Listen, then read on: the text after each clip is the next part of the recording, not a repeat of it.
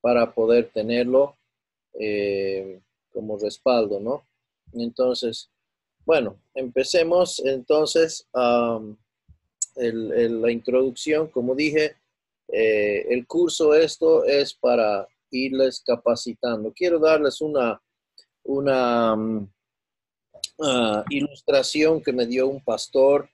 Un día estuve con un pastor en Texas y el pastor me llevó a su iglesia. Era bastante lejos. Allá cuando se va ir a la iglesia, 45, 50 minutos a la iglesia no es lejos. Y llegamos hasta su iglesia y me dice, John, ¿será que podrías regresar a mi casa y recoger mi Biblia?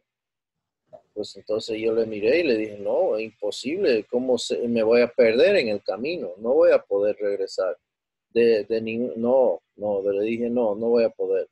Pues me dijo, pero, me dice, ¿qué tal si yo te hubiese dicho, saliendo de la casa, te hubiese dicho, John, estamos yendo a mi iglesia, a la iglesia estamos yendo, pero cuando lleguemos allá, yo voy a necesitar que tú agarres el carro y vayas de regreso a la casa y me traigas algunas cosas de allá? Pues sería diferente, me pregunta. Y yo le digo, claro que sí, me estaría fijando todos los lugares que tengo que torcer, todos los caminos, mirando bien los letreros, fijándome porque sé que voy a tener que ir yo solo por aquí, navegando por aquí solo. Entonces, todo cambiaría, le dije, sería muy distinto si me hubieses dicho de antemano que tengo que regresar yo solo. Entonces, una linda ilustración para que me dio esa vez. Me dijo, es lo mismo con los que estamos entrenando a ser discipuladores, porque ellos tienen que ir ya cambiando de mentalidad. Ustedes al escuchar, al estar aquí, no son meramente estudiantes, sino no están meramente escuchando por escuchar, sino se están capacitando porque saben que les va a tocar enseñar. Entonces, desde ya, antes de salir de la casa, les estamos diciendo, les va a tocar a ustedes navegar de regreso, por decirlo así, agarrando el material que se le está siendo enseñado y ustedes mismos enseñar a otros. Entonces, de esa manera, vayan pensando, vayan mirando bien.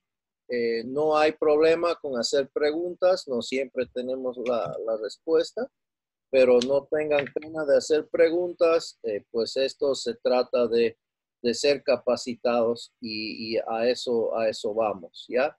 Entonces, va a ser un grupo pequeño, va a ser un grupo más, y podemos decir que vamos a hacer un grupo más estrecho porque la idea es que ustedes van a ser aquellos que van a ayudar a enseñar en la conferencia de Sacaba, que va a ser exclusivamente para jóvenes, Dios mediante, en el mes de diciembre.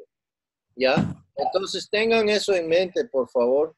Estamos con ese fin aquí. Es muy, como digo, es muy enfocado, ¿ya? No estamos haciendo una videoconferencia para todo el mundo, para que sea grande esto. No estamos ensalzando ninguna persona, poniendo grandes nombres a nadie. Ustedes tampoco van a ser personas que van a ser reconocidas como grandes nombres. Y eso no está mal, eso está bien, pues ustedes van a aprender o están predicando a Cristo y a Él crucificado y no a sí mismos. Y eso es nuestro deseo aquí. Entonces, vamos a dar inicio. Entonces, les ruego que podamos empezar con una palabra de oración. He pedido a Dani que me ayude con la lectura en esta noche, con los pasajes. Sí, vamos a tener pocos, pero probablemente van a haber algunos. Y Dios permitiendo, vamos a parar dentro de dentro de unos 55 minutos vamos a parar. Ahí está mi hermano me dio una botella de agua. Entonces, vamos a parar dentro de unos 50 y tomamos un breve descanso, un breve break, ya pararnos, despejar la mente y otra vez entramos 50. Entonces, me ayudan a mantenerme voy a poner aquí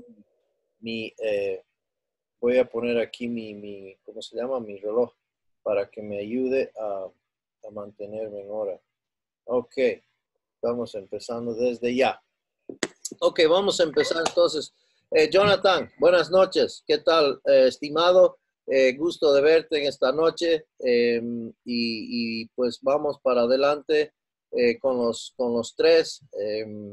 Dani, sé que estás gozoso, tal vez quieres compartir algo, hermano, esta noche antes que empecemos. No sé si estás ahí. Sí, hermanos, buenas noches. De verdad que es un gusto comenzar esta noche de estudio y le decía a John que para mí la emoción es la misma que ustedes, porque estudiar este libro realmente es apasionante. John alguna vez nos compartió que le cambió la vida y en lo personal también. Así de radical, así de tremendo esto. Pero gracias a Dios que es la misma palabra la que hizo ese cambio. Y bueno, nada, simplemente animarles a que perseveremos. En cierto momento puede parecer largo, pero mientras nos enfoquemos en el texto, en el estudio, pues vamos a estar bien avanzando y la misma palabra nos va a ir atrayendo a sí misma, ¿no? Así que un fuerte abrazo para todos, hermanos. Listo, pues vamos entonces con una palabra de oración, ya que sin el Señor que nos guíe, que nos muestre, nos haga entender, esto será sin fruto. Así que quiero que sea de mucho provecho para su vida personal. Y ¿saben qué? Yo estoy entusiasmado también, como dijo Dani, porque cada vez que yo soy parte de Romanos, yo aprendo. Y me encanta porque estoy ansioso de aprender aquí y compartir con ustedes qué es lo que porque es el Señor el que nos está edificando a todos. Así que permítame orar y vamos a empezar. Señor, te damos gracias por este gran momento, un momento histórico dentro de lo que vemos, lo que tú estás haciendo dentro de los jóvenes, Señor, algo muy precioso. Señor, yo te pido que esto sea un tiempo de provecho para cada persona aquí presente. Señor, que esto no se trate de conocimiento meramente, sino entendimiento. Entender qué es lo que dice tu palabra realmente. Por eso es que empezamos con el libro de Romanos, ya que es la llave a abrir el claro entendimiento de las escrituras. Padre, sabemos que es el libro de Romanos que has usado para instruir y capacitar a muchos hombres y mujeres que han estado en el ministerio. Así que, Padre, yo te pido que tú estés instruyendo a cada uno en esta noche de una manera especial. Utiliza este tiempo, Señor, en Cristo Jesús, nuestro amado Salvador. Te lo pedimos y agradecemos de antemano. Amén. Ok, espero que todos tengan sus manuales. ¿Tienen todos sus manuales? Esto les ayuda a estar despiertos. Para que no se duerman, tienen que llenar los espacios. ¿Okay? Este curso no es para los de débil de corazón, es para valientes. ¿Ok? No es una cosa liviana, pues muchos seminaristas nos han dicho, esto no nos han enseñado ni en el seminario. Ahora, eso no es para que nos jactemos, sino que simplemente el enfoque del seminario es otro, ¿no? No se permite el tiempo que nosotros damos a este curso, a este precioso libro. Pues creemos que es muy importante enseñar la palabra de Dios versículo a versículo, frase por frase, y eso es mi deseo, que ustedes vayan agarrando y aprendiendo cómo enseñar la Biblia expositivamente, ¿no? Y dejen que sea la Biblia que enseñe lo que significa la Biblia, o lo que quiere decir la Biblia. Bien, sin más, vamos adelante. Como digo, sus manuales pueden guardar esos manuales, ¿ok? ¿Por qué? Porque esos mismos manuales les van a servir para enseñar más adelante, ¿ya? Entonces sus notas, sus apuntes le va a servir de mucho para cuando ustedes vayan a enseñar esa sección. Por ejemplo, a uno de ustedes, por ejemplo, puede ser que le toque la introducción. Pues ahí tus apuntes que tienes ahí en el manual te va a servir de mucho para poder impartir a otros. ¿Se da cuenta? Entonces, vamos a la introducción, vamos a ver la importancia, esto es un poco de contexto al libro de Romanos, la importancia del libro de Romanos. El libro de Romanos es considerado por muchos la carta más importante de Pablo. ¿Por qué? Porque explica el marco teológico básico para las creencias y prácticas de la iglesia, el cuerpo de Cristo. Si bien entendemos de que la iglesia viene en la parte del Nuevo Testamento y todo eso, bien, eso está bien, pero en realidad los 4 evangelios, nada que ver con la iglesia tanto así, o sea, enseñanza para la iglesia. Los 4 evangelios son más bien como digo, los 4 evangelios son explicando quién es Cristo, su nacimiento, su vida, su muerte, su resurrección, ¿ya? Luego viene el libro de Hechos que explica el establecimiento, el inicio de la iglesia, los primeros 30 años, ¿ya?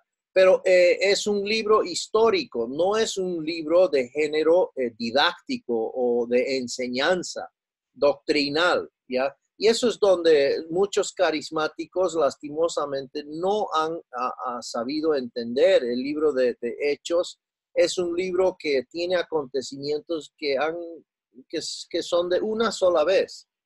Han sido grandes cosas y los han anotado, los han puesto en el libro de los Hechos de los Apóstoles o el libro de los Hechos del Espíritu Santo por medio de los apóstoles.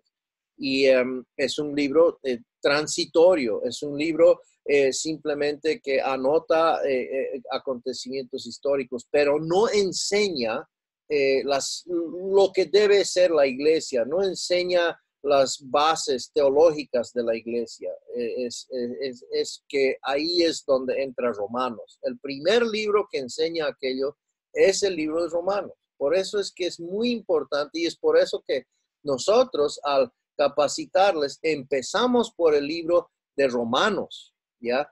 Y eso les va a ir preparando a ustedes para lo que viene por delante. Entonces, yendo adelante aquí, los capítulos 1 al 8 de Romanos abordan, mire, fíjese, la fe, es decir, nuestra fe, la gracia, la ley, las obras, el pecado, la naturaleza carnal. Romanos 1 al 8 tiene las doctrinas fundamentales de la fe cristiana. Es el libro, los primeros 8 capítulos son sumamente importantes para nosotros. Y eso es lo que vamos a enseñarles ahora en este curso. La santificación, la identificación con Cristo y el ministerio del Espíritu Santo también son explicados. Entonces, muy importante, cómo somos justificados, cómo somos santificados, cómo somos utilizados por el Espíritu Santo. Y eso es explicado aquí en capítulos 1 al 8. Sumamente lleno de enseñanza doctrinal. Doctrina simplemente significa, algunos lo han hecho una mala palabra, doctrina, ¿no? Pero doctrina significa simplemente enseñanza, ¿ok? No es una mala palabra, está muy bien la palabra doctrina, pero hay que saberlo explicar. Los capítulos 9 al 16 destacan a Israel en relación con el plan de Dios y abordan los dones espirituales y el amor piadoso. 9 al 11 tienen que ver específicamente con Israel.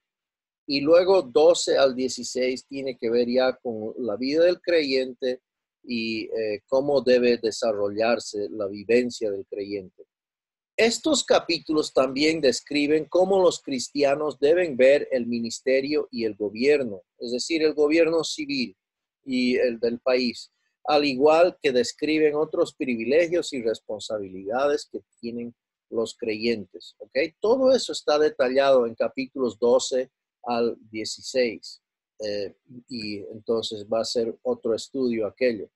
El hecho de que el libro de Romanos abarca prácticamente todas las principales doctrinas de la era de la iglesia puede ser la razón por la cual los primeros líderes de la iglesia que organizaron el Nuevo Testamento colocaron Romanos justo después del libro de Hechos. Como decía, el libro de Hechos es un libro de hechos, acontecimientos que sucedieron, por eso se llama Hechos.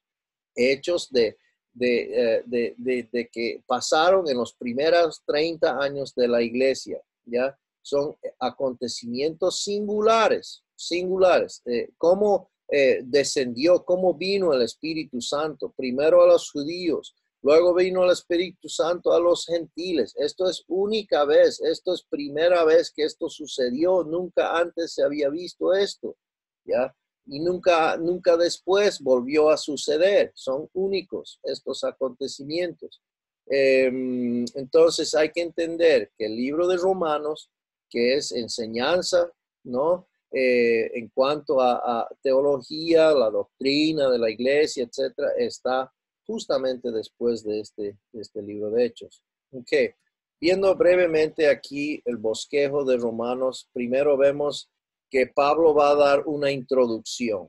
Esa primera columna se trata de la introducción que Pablo da y en realidad lo que está haciendo aquí Pablo es explicando por qué les está escribiendo a estos hermanos, ¿ya? Luego la siguiente columna lo tenemos en negro porque esto explica la condición real del ser humano, ¿ya? Capítulo 1, 18 al 3:20. Tiene que ver con el hecho de que Pablo está explicando cuál es la verdadera condición del ser humano delante de un Dios justo, ¿ya? Y va a explicar diferentes mentalidades, diferentes formas de pensar. ¿Y será que uno es mejor que otro? ¿O será que nosotros somos mejores? Y va a plantear la figura muy bien ahí. Luego vemos ya los 3 tiempos de la salvación. Ustedes saben que nosotros tenemos una sola salvación en Cristo, ¿ya? Pero viene en 3 tiempos, 3 fases o 3 etapas, ¿ok? Y tenemos que entender aquello. Eso es la enseñanza de 3:21 a 5. Bueno, en realidad vamos a ir, los 3 tiempos de la salvación va a ser de 3:21 hasta el final, que es 8:39. Bien, se trata de nuestra única salvación en Cristo, pero en 3 etapas. La primera etapa es la justificación, ¿ya? Y vamos a ver la justificación explicada, ejemplificada en capítulos 3 y 4. Y luego vamos a ver cómo Pablo cambia de marcha, ya le ponen otra caja ya a segunda y capítulos 6 a 8:17 va a hablar de santificación, que es parte de nuestra salvación única, pero en otro sentido, ¿ya? Otro sentido, y esto es muy importante. Vamos a ver la santificación posicional, explicada, practicada, la santificación reprobada, la santificación empoderada, y luego la tercera etapa o fase de nuestra única salvación en Cristo, salvación por gracia, es que la glorificación, eso va a ser en un tiempo futuro, lo que va a suceder en cada persona que ha sido justificada. Y eso lo vamos a ver en el capítulo 8 de versículos 18 a 39.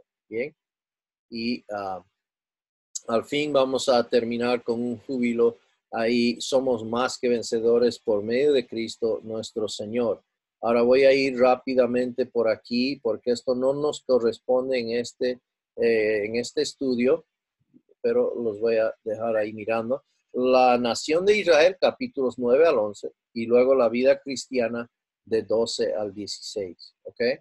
Entonces, fíjese cómo el apóstol Pablo va a dar una introducción, presenta la condición del hombre, luego presenta nuestra salvación. ¿Qué significa? ¿Cómo es que Dios puede declararnos justos? ¿Cómo es que funciona la vivencia de la vida cristiana?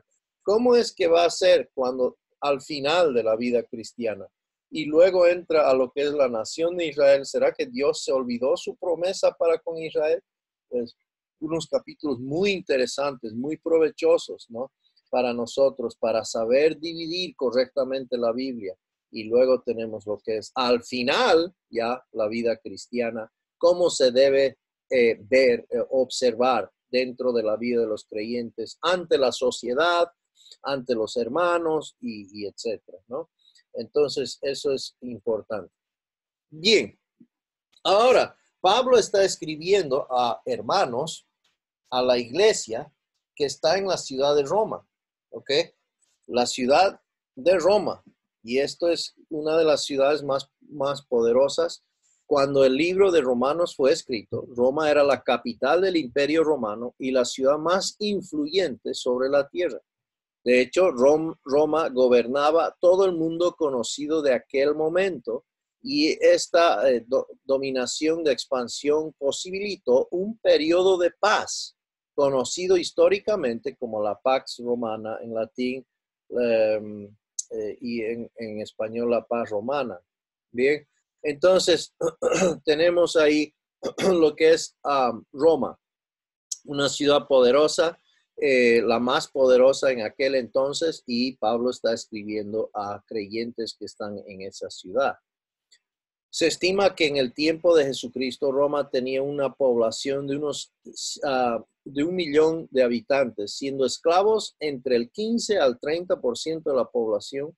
Aparte de los esclavos, habían al menos otras dos clases de personas más, la clase obrera y la aristócrata. ¿Bien? El Imperio Romano no solamente construyó canales y caminos, también promovió el griego como lengua unificadora. Y eso es importante, que el tiempo del Nuevo Testamento, el Nuevo Testamento ha sido escrito en griego, pues el griego se había convertido en el lenguaje comercial, en el lenguaje popular de manejo alrededor del mundo conocido. Así que así es que se promovió el evangelio, se promovió rápidamente en el momento de su escritura y algo que Dios utilizó en su momento.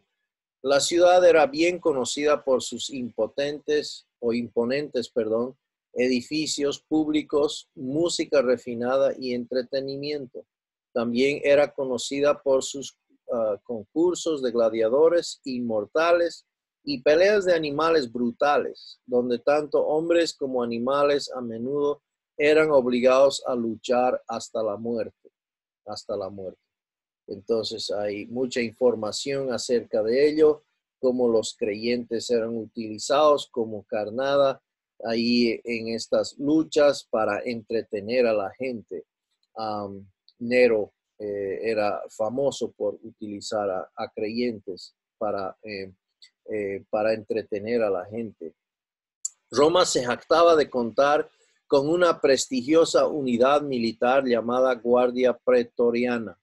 La Guardia Pretoriana era una unidad élite de soldados que luego sirvió como guardaespaldas del emperador. Eventualmente, sin embargo, se convirtió en una institución traidora, incluso derrocando emperadores y nombrando sucesores. ¿Bien? Entonces, estamos dando un poco de contexto a lo que es la ciudad de Roma y lo que está pasando. Aunque Claudio había expulsado a todos los judíos que no eran ciudadanos de Roma en el año 50 después de Cristo, hubo muchos judíos con ciudadanía romana que continuaron viviendo en la ciudad. Y eso podemos observar en Romanos capítulo 18, versículo 2. Dani, si nos ayudas ahí, no sé si lo tienes ahí a Sí. mano. Hechos 18:2 dice, y halló a un judío llamado Aquila, natural del Ponto, recién venido de Italia, con Priscila su mujer, por cuanto Claudio había mandado que todos los judíos saliesen de Roma, fue a ellos. Muy bien, entonces tenemos ahí indirectamente lo que se está explicando de Priscila y Aquila. Podemos ver de que ellos, siendo judíos, habían sido expulsados, pero en este caso algunos continuaban viviendo en la ciudad. Autor, locación y fecha de escritura. El autor, vamos a hablar la fecha de su escritura y dónde estaba cuando escribió. El autor es comúnmente aceptado que Pablo fue el autor del libro de Romanos. ¿Por qué decimos esto? Pues en Romanos 1:1 Pablo claramente firmó su nombre como el autor del libro. Pablo, apóstol del Señor Jesucristo, entonces, siervo del Señor Jesucristo, apóstol. Entonces, puso su nombre al principio. En Romanos 11:1 el autor afirmó ser de la tribu de Benjamín. También sabemos que Pablo era de la tribu de Benjamín por Filipenses 3:5. Daniel, hermano, ¿puedes leer ese versículo? Circuncidado al 8º día, del linaje de Israel, de la tribu de Benjamín, hebreo de hebreos, en cuanto a la ley, fariseo. Muy bien, de la tribu de Benjamín. Entonces, los planes de viaje y ministerio de Pablo descritos en Hechos coinciden con los planes expresados en Romanos. Entonces, estamos aquí afirmando de que el autor evidentemente es Pablo, ¿ya? Y eso concuerda con Hechos 19:21, concuerda con el hecho de que el autor del libro de Romanos era de la tribu de Benjamín, así como lo era Pablo. Y hay más evidencias, ¿no? Ahora, en cuanto a la locación, Pablo posiblemente escribió este libro desde la ciudad de Corinto. Eh, Aunque Pablo no mencionó específicamente a Corinto en Romanos, se mencionó a una mujer llamada Febe, quien transportó la carta de Pablo a Roma. Febe era de la iglesia de Cencrea, una pequeña ciudad portuaria cerca de Corinto. Entonces, eso lo vamos a ver más adelante en Romanos 16:1. Bueno, eso lo leeremos ahora. Para darnos una idea, ella es la hermana Febe, es la que está llevando la carta para el apóstol Pablo. Os recomiendo además nuestra hermana Febe, la cual es diaconisa de la iglesia en Cencrea. Muy bien, entonces en Romanos 16:23, Pablo mencionó a Gallo como uno de sus compañeros en la escritura de Romanos. 1 Corintios 1:14 muestra que Gallo era de Corinto. Pablo también mencionó a Erasto, el tesorero de la ciudad. En tiempos recientes, un adoquín que data de esa época y que lleva el nombre de Erasto fue descubierto en Corinto. Cada vez arqueológicamente estamos aprendiendo mucho más y recientemente se ha destapado algunas cosas que podemos ver, por ejemplo, aquí algo con el nombre de Erasto que descubrieron ahí en Corinto. Entonces se cree que es la misma persona.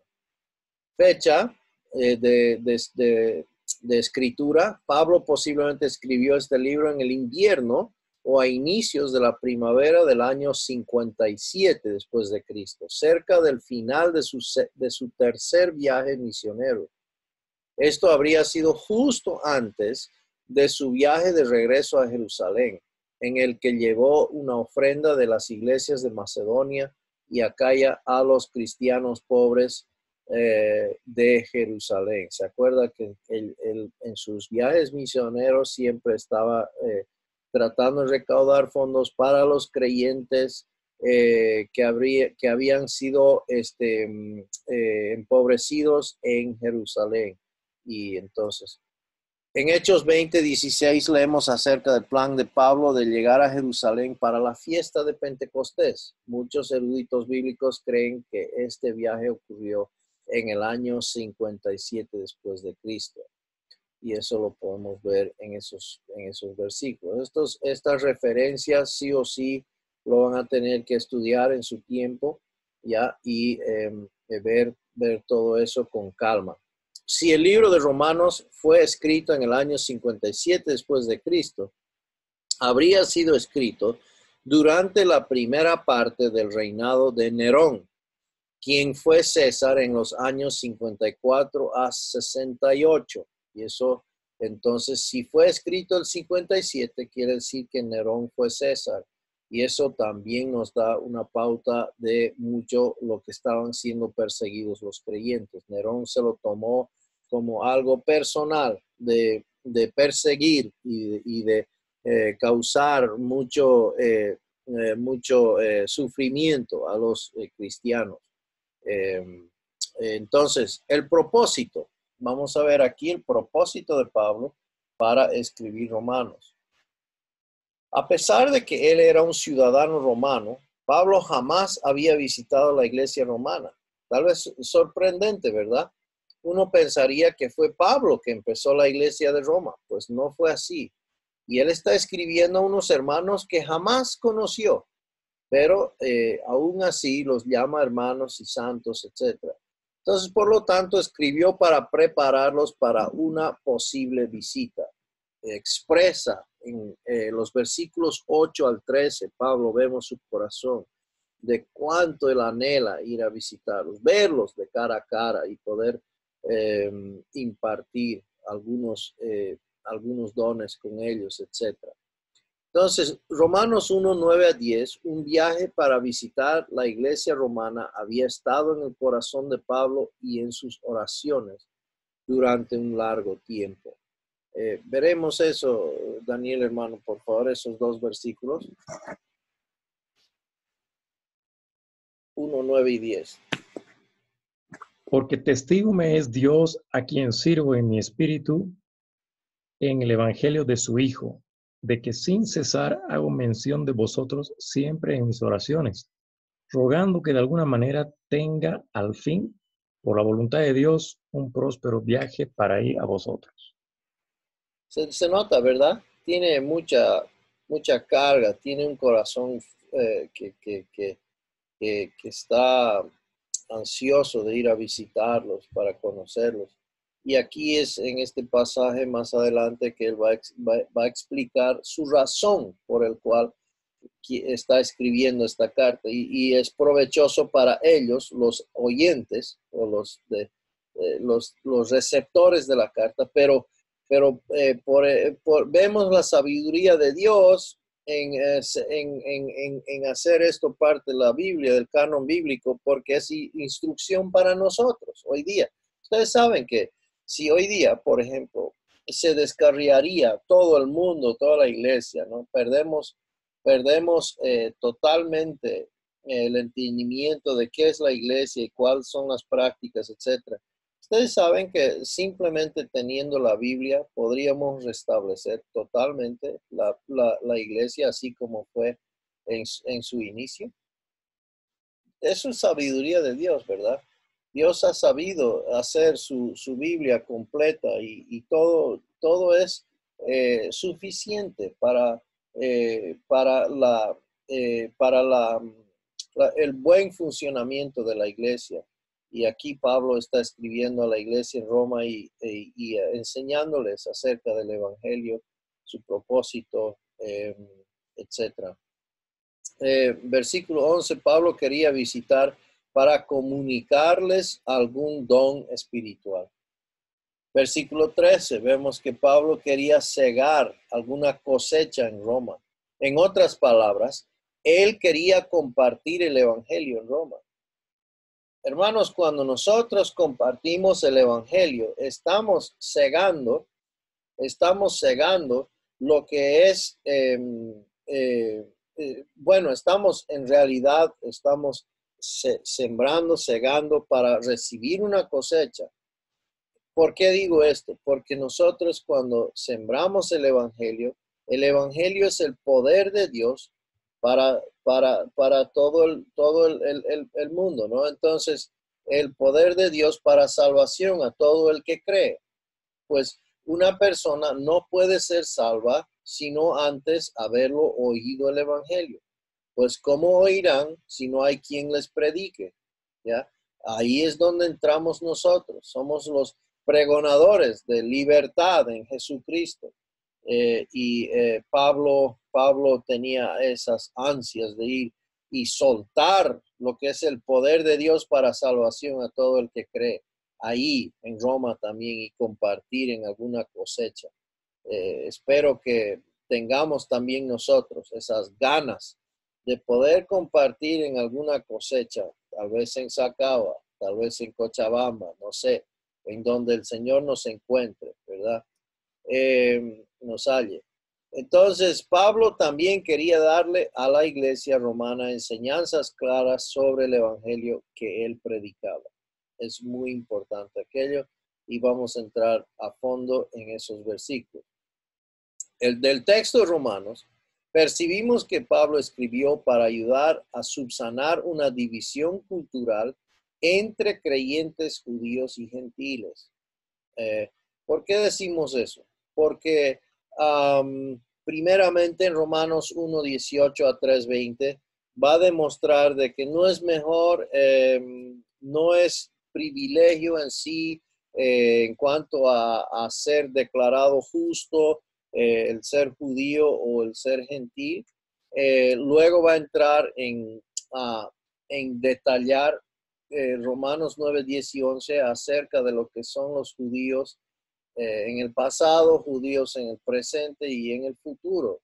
Y cómo es que eso funciona con lo que es el proyecto de Dios hoy en cuanto a la iglesia, el cual incluye a judíos y gentiles, ¿no? Entonces, es que ahora que Dios está trabajando con la iglesia, de alguna manera se excluye los propósitos y planes de Dios para con Israel. No, de ninguna manera.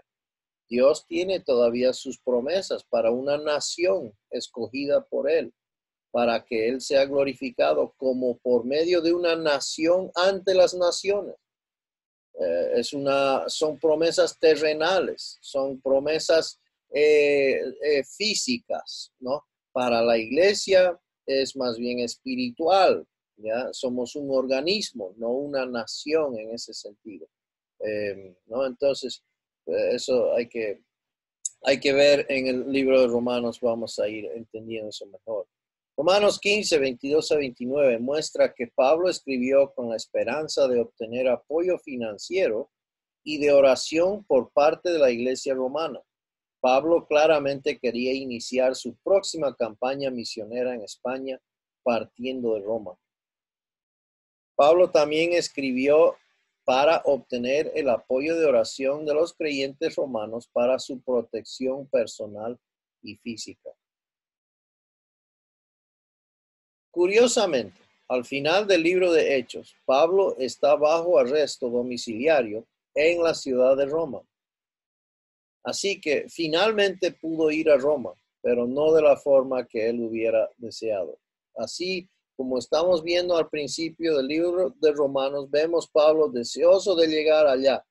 Pues sí llegó, pero llegó en cadenas, ¿ya? Auspiciado por el Imperio Romano.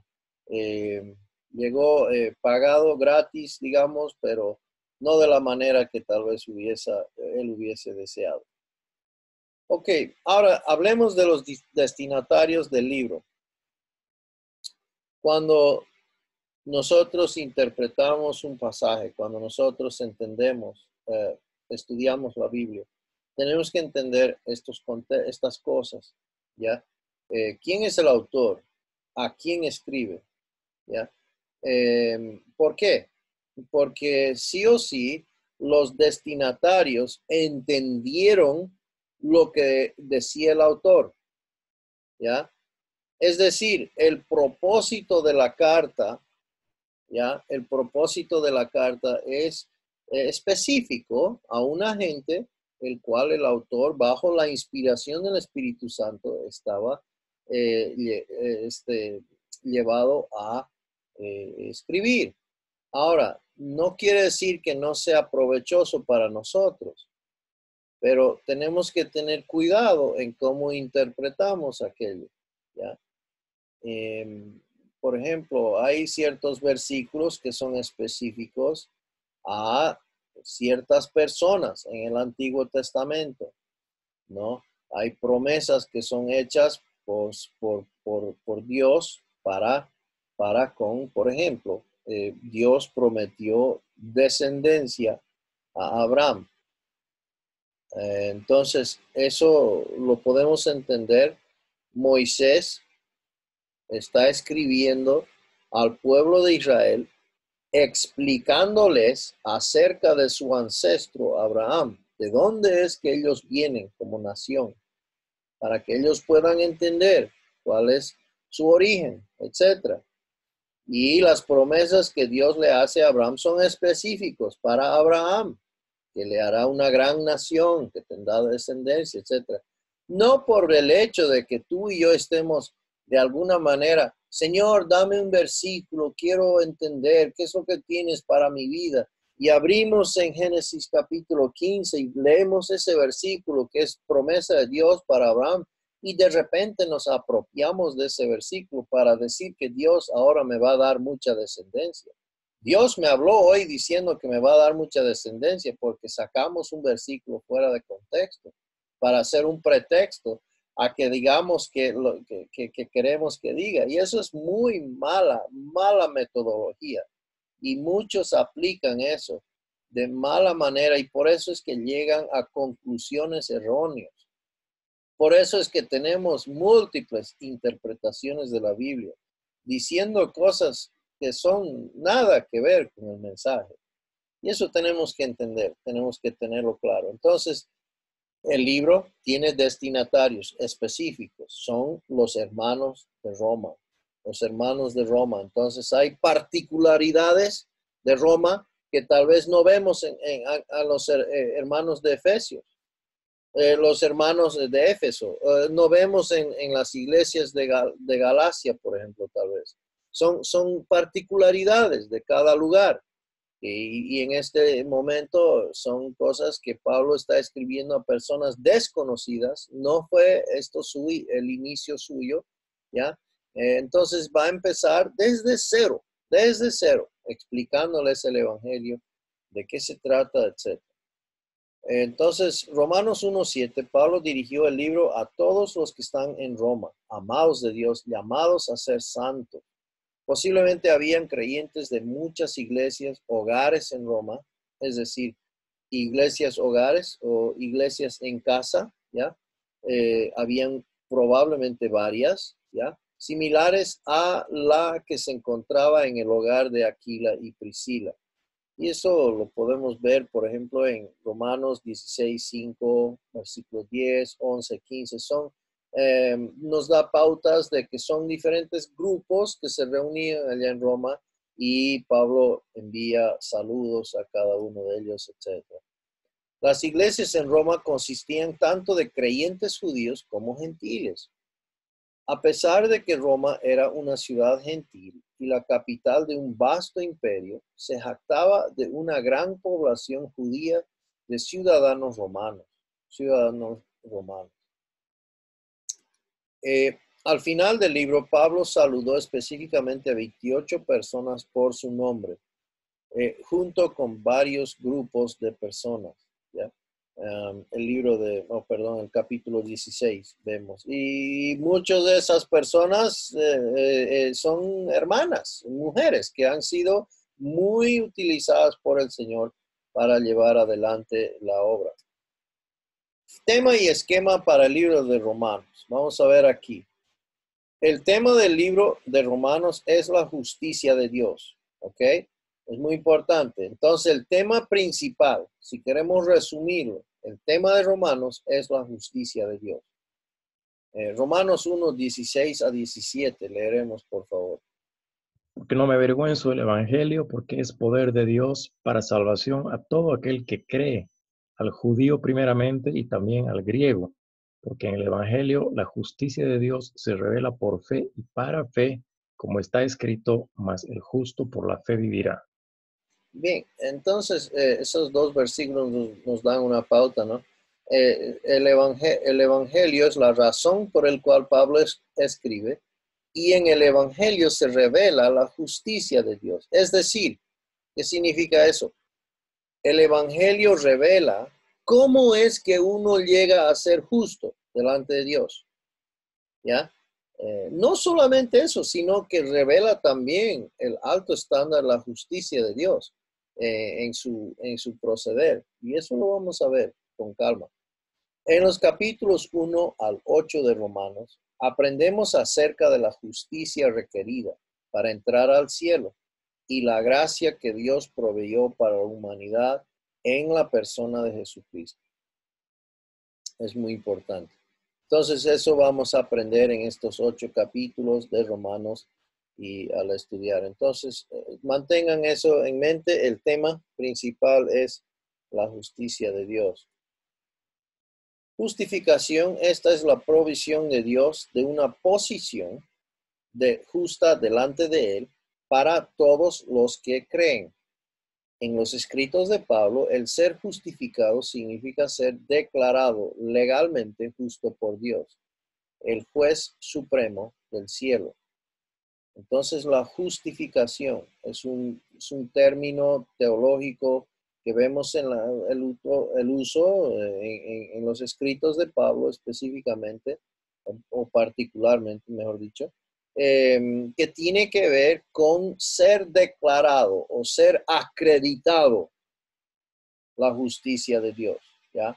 Si bien cuando tú y yo nacimos teníamos una justicia negativa, ¿ya?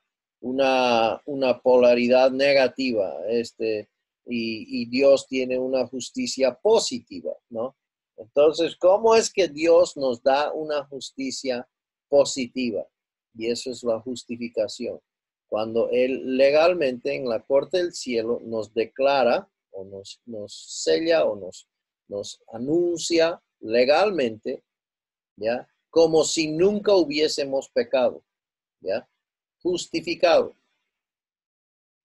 La santificación, esto es esto es otro tiempo, como decía, de la salvación. Nuestra única salvación en Cristo tiene 3 tiempos: la justificación, la santificación. Esto es el trabajo progresivo, poco a poco, paso a paso del Espíritu Santo en la vida de un creyente, haciéndole más y más justo en la conducta diaria, ¿ya? Esto se trata de conducta. Justificación es algo legal. Justificación tiene que ver con papeles en la corte del cielo, ¿ya? La santificación tiene que ver ya con vivencia, con conducta, ¿bien? Tiene que ver con otro sentido del pecado. La justificación tiene que ver con la pena del pecado, ¿ya? Cuando Dios nos justifica, nos salva, decimos, nos salvó. ¿De qué nos salvó? No nos salvó de enfermedad, no nos salvó de la adicción, de los vicios, ¿ya? Ahora, puede ser que como resultado sí haya eso, pero no significa eso, nos salvó. Cuando la Biblia dice nos salvó, cuando nos justificó, está hablando de que nos salvó del infierno que merecíamos hacia el cielo que jamás llegaremos a merecer. ¿Ok? Eso es la justificación. Es la pena del pecado. Ahora, la santificación tiene que ver con lo que es el poder del pecado en la vivencia del creyente, de la persona justificada, de la persona que ya está en camino al cielo, ya ha sido salvo del infierno, pero todavía vive en la tierra. Dios quiere que sus hijos no caminen en pecado. Dios quiere que sus hijos le reflejen, ¿ya? Y eso es la santificación. Luego vemos la glorificación. Esto es en un tiempo futuro que es garantizado. A todo justificado será glorificado. Esto tiene que ver con la posesión o cuando recibamos ya un nuevo cuerpo que es ya ausente de todo pecado. Un cuerpo que podremos servir a Dios de una manera gloriosa. Entonces, esta es la finalización de la obra de Dios en la vida del creyente. Esto sucederá en el rapto cuando el creyente sea hecho completamente justo. En los capítulos 9 a 11 de Romanos, la justicia de Dios es vista en su fidelidad para con su pueblo de Israel. Estos 3 capítulos explican en el estado pasado, presente y futuro de Israel.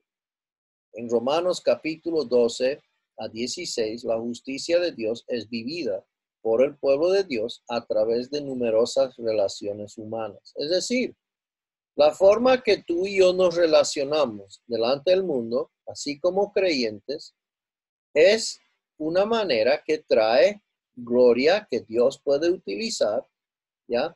Para llevar adelante sus propósitos aquí en la tierra. Y eso nos va a enseñar en capítulo 12. Bien, entonces la primera fase de la salvación es la justificación, una realidad pasada en la vida de cada creyente, cada persona que ha depositado su fe en Cristo solamente. ¿Ya? Es decir, toda persona que ha oído el evangelio. ¿Y cuál es el evangelio? Que Cristo murió por mis pecados, ¿ya? Fue sepultado, fue 3 días y resucitó, fue levantado de entre los muertos al tercer día en victoria sobre la muerte y el pecado, sobre la muerte y el pecado mío que yo merecía. Él tomó mi lugar, Él pagó por mí. Eso es el evangelio, que Él pagó por mí y resucitó al tercer día. Entonces, toda persona que ha escuchado, habiendo escuchado ese mensaje, ha creído, es entonces en ese momento ya declarado justificado al creer. Dice así, ellos dijeron, cree en el Señor Jesucristo y serás salvo tú y tu casa. Bien, entonces somos justificados al creer. El momento de creer el mensaje del Evangelio, somos justificados. ¿Ya? Ahora, somos salvos de la penalidad del pecado en ese mismo momento. ¿Por qué digo eso? Porque Tito 3:5, por ejemplo, lo dice, en tiempo pasado, para toda persona que ha creído, nos salvó. Tiempo pasado ya ocurrió. ¿De qué nos salvó? ¿De enfermedad, de pobreza, de todo? No, nada que ver eso. Nos salvó de la pena del pecado, del infierno. Nos salvó hacia el cielo, ¿ok? Ya sucedió eso. Ya el momento que yo escuché el evangelio, lo creí. Ya me salvó, ¿ya? De lo que yo merecía, de lo que yo tenía que pagar una condena, de lo que yo tenía que ir al infierno. Ya me salvó. Pero no fue por obras de justicia que nosotros hubiéramos hecho, sino por su misericordia, por el lavamiento de la regeneración y por la renovación en el Espíritu Santo. Y esto lo vamos a ir estudiando más adelante. Dice, porque por gracia sois salvos por medio de la fe, y esto no de vosotros, pues es don de Dios. La salvación es don de Dios. La salvación es un regalo, hermanos. ¿Ya? La salvación no es algo que yo puedo ganarme. No es por obras para que nadie se gloríe. ¿Ya? La salvación es por gracia, por medio de la fe. La salvación basada en la fe solamente en Cristo solamente. Fe solamente en Cristo solamente. Fe en Cristo, en la obra de Cristo, en su persona y obra por mí. Nada más. Nada más. ¿Será eso algo que merezco? De ninguna manera, jamás. Pero es algo glorioso y es por eso que es por gracia. Nos salvó Somos salvos de un infierno que merecíamos a un cielo que nunca mereceremos, ¿ya? Ahora, la misma salvación en Jesucristo engloba un tiempo presente. Tiene que ver con la segunda fase de nuestra salvación, ¿ya? Y hay que saber diferenciar estos tres. Es una realidad presente. La justificación es una realidad pasada. Esto ya es presente. Dios comienza a purificar nuestras vidas. En este proceso nos salva del poder del pecado. Ya nada que ver con lo que es salvación del infierno, sino que salvación de lo que es mi vivencia caída, ¿no? De cada vez estar repitiendo los mismos errores. Dios quiere cambiar mi vida de adentro, ¿no? Él quiere cambiar mi manera de vivir y eso Dios quiere hacerlo. Porque la palabra de la cruz es locura a los que se pierden, pero a los que se salvan, esto es, a nosotros, a los creyentes, a los justificados, es poder de Dios. Porque para Dios somos grato olor de Cristo en los que se salvan. Eso no está hablando de los que se están justificando, eso habla de lo que nosotros, los justificados, ¿ya? Somos olor grato entre los que se salvan, los que son salvos siendo salvos del poder del pecado. Bien, entonces esta es la salvación práctica basada en el caminar por fe mediante el poder del Espíritu Santo. Esto es mucha información ahorita, ¿ok? Si está un poco confuso o no está muy claro por este momento, tranquilo nomás, vamos a ir aclarando con calma todo esto, ¿ya? Vamos a irlo con calma. Estoy nada más dando una pequeña introducción a esto. La tercera fase de nuestra única salvación es que es una realidad futura, la promesa de ser glorificado. Cuando somos salvos de la presencia del pecado. Oiga, tú y yo todavía luchamos con el pecado hoy día, pero va a haber un día cuando ya no. Va a haber un día cuando Dios nos glorifique. Va a quitar lo que es nuestra pecaminosidad, va a quitar lo que nos hace pecar, lo va a quitar, nos va a dar otro cuerpo, ¿ya? Que va a ser un cuerpo que no nos lleva a pecar. Pues mucho más, estando ya justificados en su sangre, por él seremos salvos de la ira. Seremos salvos. Esto, ya que somos justificados, seremos salvos de la ira. Ya no somos, no hay ninguna condenación para los que están en Cristo.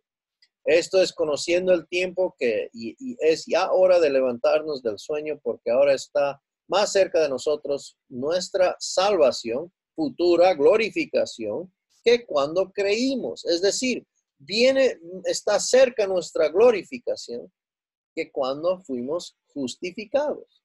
¿Ya? ¿Se entiende? ¿Ya? Entonces, el momento que creímos, fuimos justificados, pero ya cada día que pasa, pues tenemos que tener en cuenta que ya pronto se viene nuestra glorificación.